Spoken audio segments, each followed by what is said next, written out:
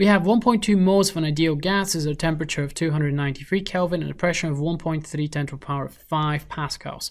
Calculate the volume of the substance. In this case, I've given you the equation. Even if you've not done this equation in physics yet, do not worry. The amount of moles, let's draw some arrows over here. That's just N in this equation. We're given the temperature in Kelvin, which is just here. This is our temperature.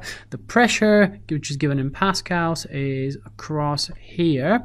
And additionally, our constant R, let's just write down the value of our constant to solve this problem, is 8.31. Okay, well, have a go at this problem and feel free to pause this video and attempt the problem. Okay, now that you guys have had a go at attempting the problem, well, let me just first show you how not to do this. Even though you may be able to get the correct answer quite often, it is still not the best practice. So let me just write down what not to do.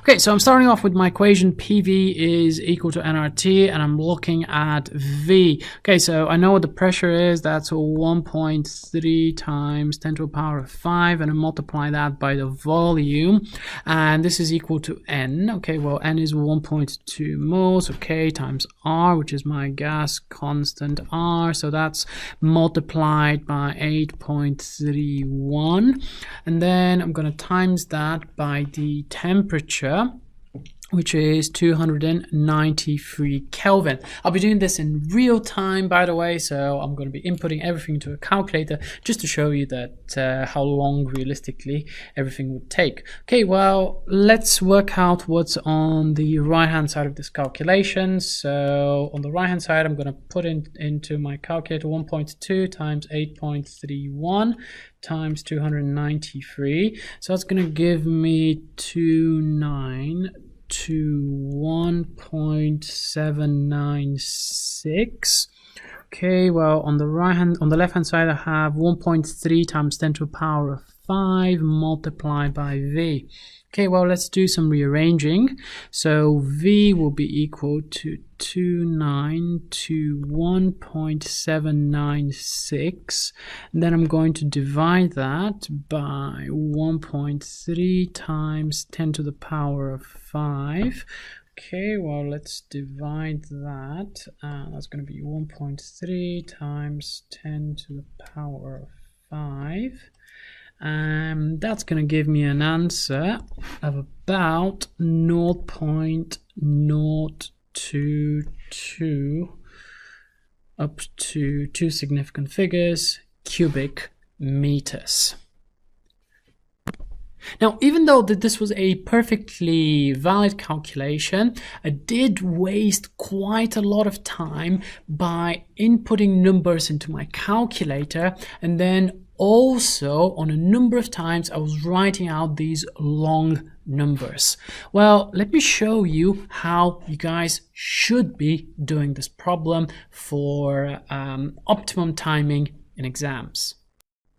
Okay, so this is what to do in an exam situation. Okay, so we're starting off with the equation PV is equal to nRT. So what I'm going to do, let's just use a different color. So I'm just going to rearrange, let's just rewrite that. PV is equal to nRT. Then what I'm going to do is just rearrange for the volume. So V is equal to nRT. And then I'm going to need to divide by the pressure. And all I need to do then is just plug in some numbers. So N is equal to 1.2, R is equal to 8.31, the temperature is 293, and then I'm going to be dividing this by the pressure, which is 1.3 times 10 to the power of 5.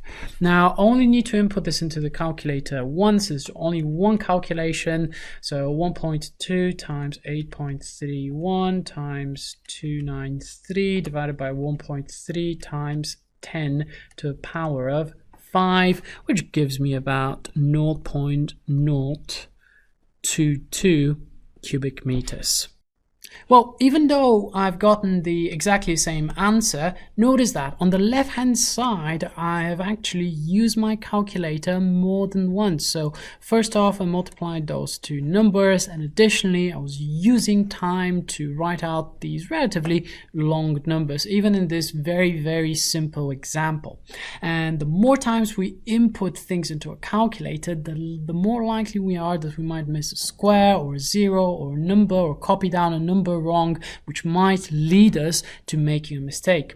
Additionally, in many exam boards would actually get an intermediate mark, which is also known as a substitution mark, for this over here, which is the substitution into the formula.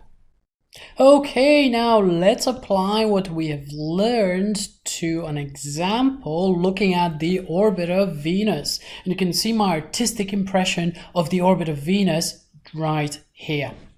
Okay, well, the orbit of Venus can be defined using an equation that we do in the second year of A-level physics, and that is Kepler's third law. This says that the square of the time period is proportional to the orbital distance of the planet, and we have some constants, including the mass of the planet, between the two quantities. It doesn't really matter whether you've done this equation or not, but let's rearrange this for r. So look at that. We are given t, we're given the mass, we're also given the constant g.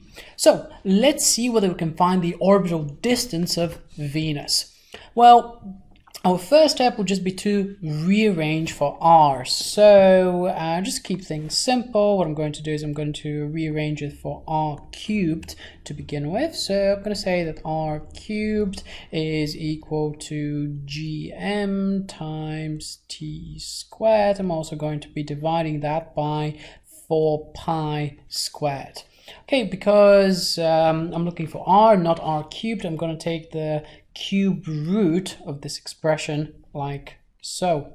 Now imagine that you were individually calculating g times n, then you were dividing 4 pi squared by this, then you were calculating t squared, etc. This would be a million calculations. Okay, well, maybe not quite a million, but it will be a lot of calculations. So let's just input or substitute all of our values at once.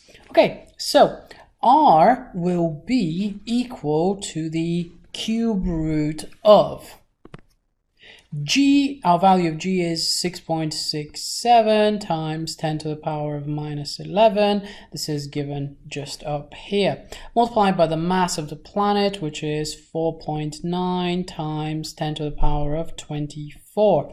Now I need to input my time period, which is 225 days, and I notice that up here this is squared, so I'm going to be quite careful not to forget the square. This is going to be 225 days. I'll need to convert it to seconds, so each of them has 24 hours and each of them has 60 minutes times 60 seconds. I'm going to square this, and finally I'm just going to divide by 4 pi squared, and if I put that into a calculator, I am going to get about 1.5 times 10 to the 9 meters for the orbital distance of this planet.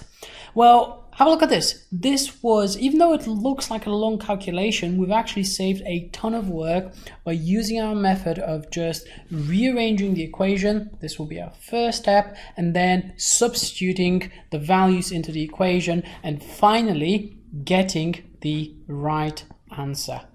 Okay guys, well, I'm hoping this video was useful. Thank you very much for watching, and I'll see you in the next video.